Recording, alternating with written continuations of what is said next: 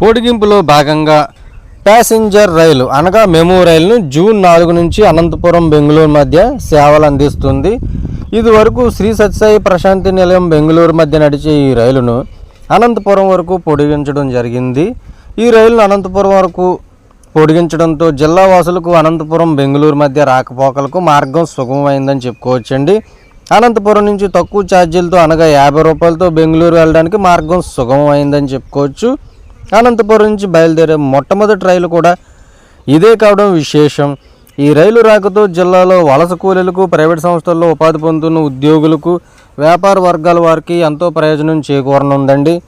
ఇక ఈ రైలు టైమింగ్స్ విషయానికి వస్తే రైలు నెంబర్ 66559 బెంగళూరు నుంచి అనంతపురానికి వచ్చే రైలు బెంగళూరులో ఉదయం 8:35కు బయలుదేరి శ్రీ సత్యసాయి ప్రశాంతి నిలయానికి మధ్యాహ్నం 12:33కి, ధర్మవరానికి 12:55కి, అనంతపురానికి 1:55కు చేరుకుంటుంది. తిరుగు ప్రయాణంలో రైలు నెంబర్ 66560 అనంతపురంలో మధ్యాహ్నం 2:10కి బయలుదేరి రాత్రి 7:50కి బెంగళూరు చేరుకుంటుంది.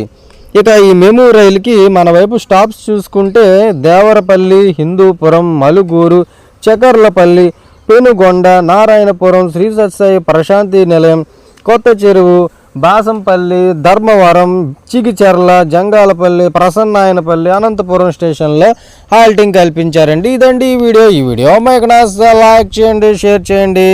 ఛానల్ని సబ్స్క్రైబ్ చేసుకోకపోతే సబ్స్క్రైబ్ చేసుకొని పక్కనే ఉన్న బెల్ ఐకాన్ యాక్టివేట్ చేసుకోండి. మీరు చూస్తున్నారు railway digital Telugu YouTube channel. Thanks for watching అండి.